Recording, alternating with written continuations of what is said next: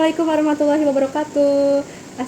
Perkenalkan, nama saya adalah Sakanti Zara Sahitya, yang biasa dipanggil Zara. Saya adalah anak kelas 74 yang bersekolah di MTS Al-Mujahidin. Jadi saya akan menceritakan beberapa tokoh yang telah berjuang mati-matian demi wilayahnya tidak ditempati oleh bangsa asing. Yang pertama yaitu ada Sultan Nuku. Sultan Nuku ini lahir pada 1738 dengan nama Muhammad Amiruddin. Ia mempunyai ayah yang bernama Sultan Muhammad Masyid Jamaluddin dan juga mempunyai adik yang bernama Kamaluddin. Jamaluddin bertahta sejak tahun 1757. Sultan Jamaluddin sering tak sepakat dengan kepentingan VOC Belanda yang ingin menguasai perdagangan di Maluku. Hingga pada Mei 1779, Jamaluddin ditangkap atas perintah Gubernur Jenderal VOC. Kemudian Jamaluddin dibawa ke Batavia untuk ditahan, dan dari Batavia Sultan Jamaluddin diasingkan ke pulau bernama Ceylon atau Sri Lanka dan wafat di sana. Sebagai gantinya, Belanda menunjuk Patra Alam, yaitu adalah adik dari Sultan Jamaluddin, sebagai Sultan Tidore yang baru. Namun Sultan Patra Alam belum tenang karena di wilayahnya masih ada dua keponakannya, yaitu adalah Sultan Nuku dan Pangeran Kamiluddin. Mereka berdua lah yang sebenarnya merupakan pewaris tahta Tidore. Kemudian Patra Alam menyuruh prajurit untuk menangkap kedua keponakannya itu. Beruntung Nuku bisa lolos sedangkan adiknya ketangkap. Untungnya Nuku mempunyai hubungan erat dengan Papua dan Inggris. Karena itulah ia mendapatkan bantuan dari Angkatan Laut, dan ia juga melakukan serangan ke Tidore. Dan pada 17 Juli 1780, Patra Alam dinobatkan sebagai vasal dari Belanda dengan kewajiban untuk menjaga wilayahnya. Namun sebagian dari wilayahnya tidak mengakui Patra Alam menjadi kesultanan di Tidore dan malah memilih Nuku yang menjadi sultan. Pada akhirnya Belanda melakukan serangan ke wilayah yang memilih Nuku. Nuku diperkuat dengan pengangkatannya menjadi sultan di Papua. Pada tahun 1783, Patra Alam menjalankan strategi untuk meraih loyalitas raja-raja Papua, tetapi ia menemui kegagalan. Papua kemudian bersatu dengan Nuku bersama-sama untuk melakukan serangan kepada Belanda. Ia mulai melakukan serangan ke Ternate dan Tidore. Tidak ada perlawanan dari Tidore, hingga rakyat Tidore kacau balau. Belanda menangkap Patra Alam dan menghukum dengan kejam rakyat Tidore. Pada tahun 1783, kejadian ini dikenal dengan peristiwa Revolusi Tidore. Nuku tak gampang menyerah. Ia terus berjuang melawan Belanda sampai pada akhirnya pada 1797 Nuku dinobatkan sebagai sultan atau diresmikan menjadi sultan di Tidore, dan pada 14 November 1805 Nuku meninggal dunia. Dan yang kedua yaitu ada Ratu Kalinyamat. Ratu Kalinyamat ini putri dari Sultan Trenggana dan cucu dari Raden Patah dan Sultan Demak pertama. Kata dari Kalinyamat itu diambil dari sebuah wilayah Jepara dan Kudus yang bernama Kalinyamat. Nama asli dari Ratu Kalinyamat yaitu adalah Retna Kencana. Retna Kencana ini menikah dengan Raden Thoyib atau Sultan Hadirin. Ia mendapatkan kepercayaan untuk menduduki jabatan sebagai Dipati Jepara. Ia mempunyai wilayah kekuasaan yang meliputi Jepara, Pati, Kudus, Rembang, dan Blora. Ia menjadi tokoh utama dalam menyelesaikan konflik di lingkungan keluarga Kesultanan Demak. Wafatnya ayahanda dalam ekspedisi di Panarukan membuat kekacauan di pusat kerajaan Demak, sekaligus menyayat hati Ratu Kalinyamat dan keluarganya. Karena pengangkatan Sanat Prawata menyebabkan kecemburuan Arya Penangsang dan anak dari Pangeran Sedainglepen. Ia membalaskan dendam ayahnya dengan membunuh Sunan Prawata. Ratu Kalinyamat pun meninggalkan keraton dan semua kemewahannya untuk bertepa di gunung di Danaraja di sebelah utara Sungai Jepara. Ia berjanji akan menyerahkan seluruh harta dan kekuasaannya kepada orang yang mampu menaklukkan atau membunuh Arya Penangsang. Arya Penangsang akhirnya dikalahkan oleh Sultan Hadiwijaya dengan bantuan Ki Pemanahan, Ki Panjawi, Ki Jurumartani, dan Danang Sutawijaya. Terbunuhnya Arya Penangsang membuat Ratu Kalinyamat tampil sebagai penguasa wanita di Jawa. Ratu Kalinyamat menjadi tokoh penting yang cukup berperan sebagai penguasa wanita di Jawa. Ia cukup berperan di pantai utara Jawa sejak pertengahan abad ke-16 Masehi, yaitu 1549. Kawasan Ratu sangat luas karena ia meliputi Pati, Juwana, Jepara, dan Rembang. Jepara berkembang pesat, terutama pada bidang pelayaran dan perdagangan. Usaha tersebut ditunjang oleh pelabuhan yang aman dan angkatan laut cukup banyak. Ratu Kalinyamat melakukan kerjasama dengan penguasa di daerah melalui Maluku, Cirebon, Tuban, Johor, dan Banten. Aspek sosial dan budaya ekonomi tersebut berdampak pada keadaan Jepara yang aman dan tentram. Ratu Kalinyamat menerapkan sistem komenda dalam melakukan hubungan dagang dari pelayaran pada abad ke-16 Masehi. Pada sistem ini, raja atau penguasa wilayah pesisir melalui wakil-wakilnya yang ada di Malaka menanamkan modal pada kapal dalam negeri dan luar negeri yang akan berlayar untuk berdagang dengan wilayah lain.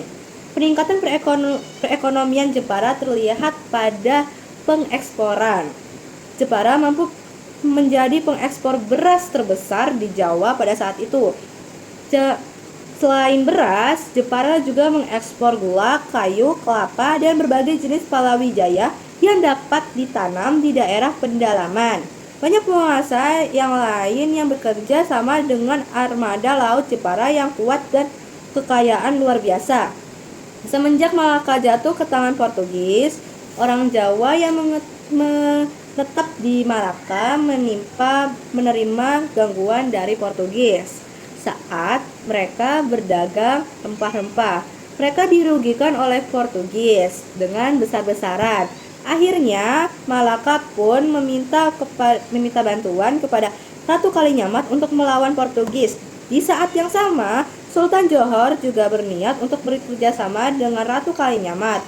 Ratu Kalinyamat pun mengirimkan 4.000 tentara asal Jepara dan 40 kapal untuk merebut kembali Malaka dari Portugis. Tetapi usaha tersebut mengalami kegagalan. Pada tahun 1573, datang utusan dari Aceh yang meminta bantuan dari Ratu Kalinyamat untuk menyerang Portugis. Raja Aceh yaitu Sultan Alauddin Riayat Shah melakukan kerjasama dengan Ratu Kalinyamat. Alasan utama kerjasama dengan kedua belah pihak adalah untuk mempertahankan hegemoni Islam serta mempertahankan eksistensi Jepara sebagai kekuatan terbesar di pesisir utara Jawa.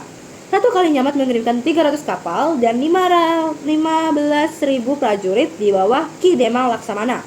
Dan kali ini usahanya juga menemui kegagalan karena pasukan Aceh Darussalam sudah dipukul mundur. Dan bantuan logistik Jepara berhasil dihadang Portugis. Ratu Kalinyamat juga mengirimkan pasukan untuk membantu kerajaan Hitu dan di Maluku pada tahun 1565. Dan pada akhirnya Portugis pun kalah dan pergi dari wilayah tersebut.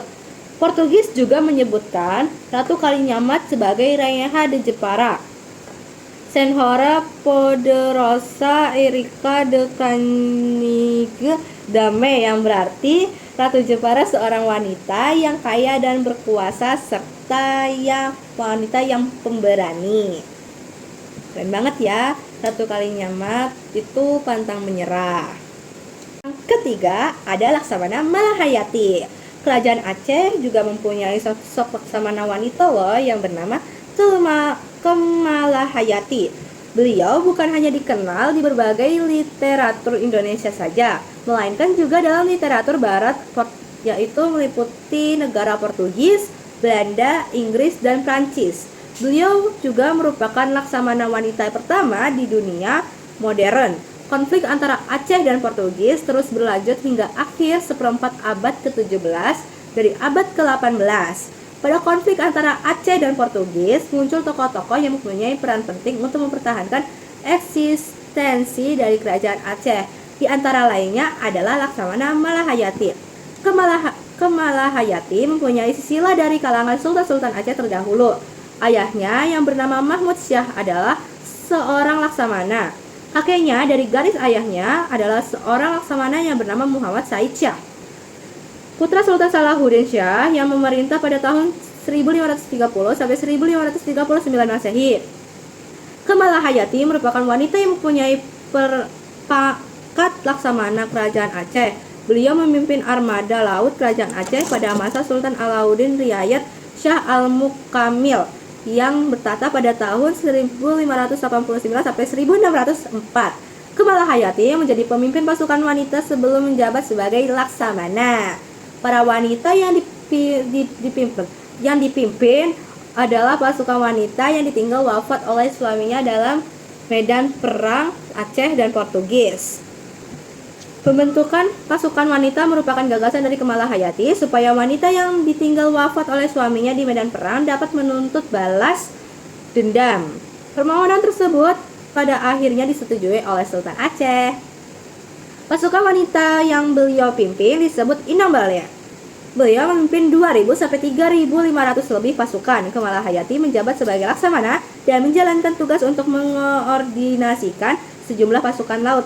Beliau mengawasi pelabuhan-pelabuhan juga yang berada di bawah Syah Bandar dan kapal-kapal jenis galai atau perang milik kerajaan Aceh. Pada masanya Laksamana Kemalahayati, kerajaan Aceh mempunyai angkatan perang yang kuat. Kekuatannya adalah kapal-kapal perang dan pasukan gajah. Kapal-kapal perang yang disimpan di daerah-daerah bawahan selain di pusat pemerintahan kerajaan Aceh. Kekuatan Kemalahayati sebagai seorang laksamana diuji ketika kerajaan Aceh mendapat intervensi dari Belanda. Pada tanggal 21 Juni 1599, dua buah kapal Belanda yang bernama De Leeuw dan Leeuw berlabuh di kota kerajaan Aceh. Kedua kapal tersebut masing-masing dipimpin oleh dua bersaudara, yaitu Cornelis de Houtman dan Frederik de Houtman. Kedua kapal Belanda disambut baik oleh kerajaan Aceh. Kerajaan Aceh berharap mendapatkan kerjasama yang baik untuk perdagangan lada. Laksamana Kemalahayati telah berhasil menggagalkan percobaan pengacauan oleh Belanda pada tahun 1599. Menurut cerita, Cornelis de Houtman tewas terbunuh oleh Kemalahayati 1 lawan 1 di atas geladak kapal, sedangkan Frederik de Houtman dijebloskan ke dalam tahanan kerajaan Aceh. Selain jadi laksamana yang cerdas, beliau memegang jabatan Frog Commander sebagai Palaceguard. Jabatan yang lain yang beliau pegang adalah diplomat. Beliau juga menjadi diplomat yang ulung dan memegang tanggung jawab kendali hubungan luar negeri. Saat pasukan armada Inong Balai dibentuk, Kemalahayati bersumpah di hadapan Sultan atas nama Tuhan akan berjuang sampai titik darah penghabisan melawan musuh-musuh dari kerajaan Aceh. Beliau membuktikan sumpah tersebut dengan gugur dalam medan pertempuran yang dimenangi oleh Aceh bersama pasukannya dan Dharma Wangsa, yaitu Iskandar Muda. Beliau berhasil mengusir Portugis pada pertempuran di Teluk Kureng Raya. Jenazah Kemalahayati dimakamkan di lereng Bukit Kota Dalam.